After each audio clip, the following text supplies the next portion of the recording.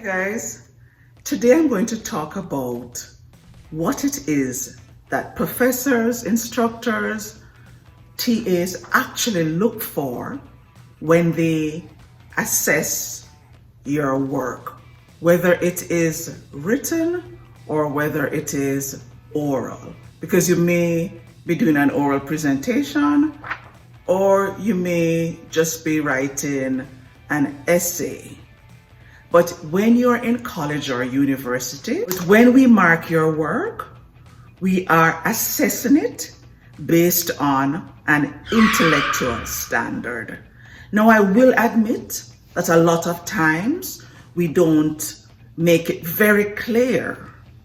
And that's why in this video, I am going to make it clear so that you will be sure about what it is that we're looking for when we mark your work. Now, we all know that not every piece of writing or every assignment is of the same standard. We know that. But what you may not know is the actual standards that we're using. So let me just explain that we're looking and we're judging your work based on clarity, precision, accuracy, relevance, significance, depth, breadth, logic, and fairness. Now, a lot of what I'm telling you comes from this little booklet, which I've kind of adapted. It's how to read a paragraph and beyond.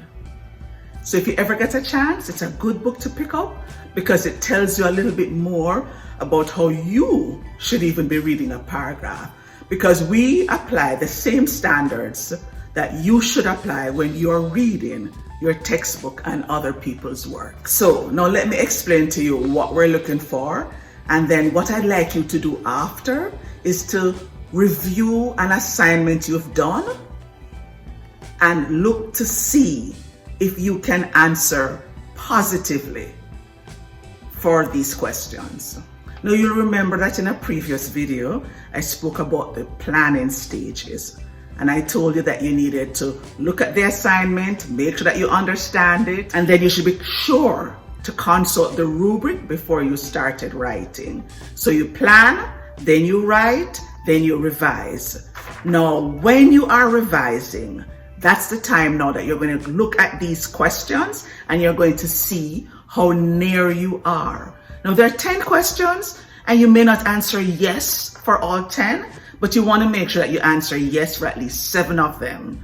So let's talk about those questions and see where you stand in terms of your intellectual scholarship.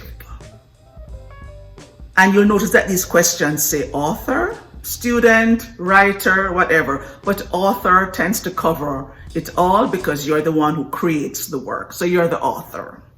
So the first question that we would ask is the author's overall message or thesis clear? Is the purpose clear?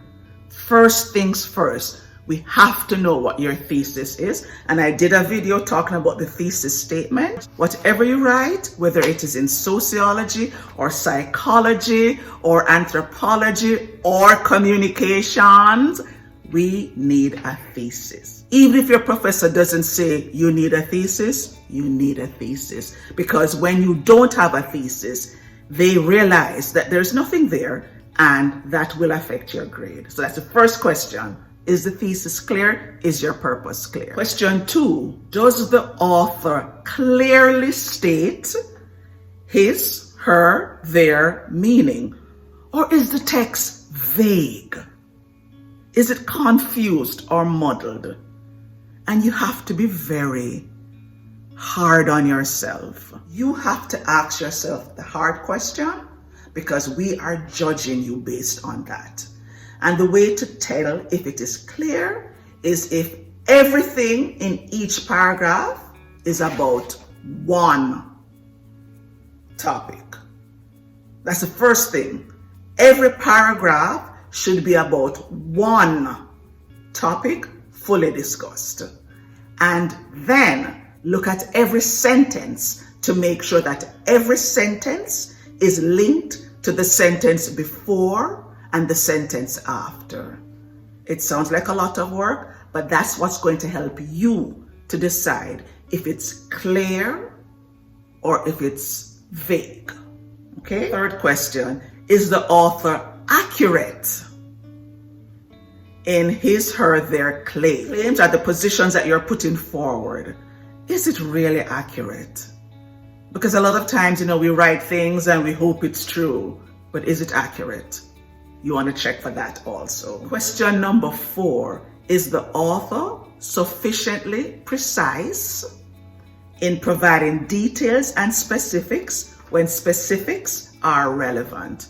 So look back at your work, and if you've given a broad claim and you have not given enough supporting details, you need to add that. Question number 5, does the author introduce irrelevant material whereby wandering from his, her, their purpose? And you will find this out if you look back at your sentences and see which have nothing to do with the topic. So it's irrelevant if it has nothing to do with the topic, and then you want to delete that. Question number 6, does the author take us into the important complexities inherent in the subject, or is the writing superficial?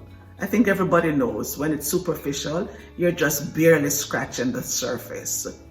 But especially in academia, there is no room for superficiality. We want to know the complexities of what you're discussing. Question number 7, does the author consider other relevant points of view, or is the writing overly narrow in its perspective? You always want to seem fair-minded, okay? You always want to take in other points of views.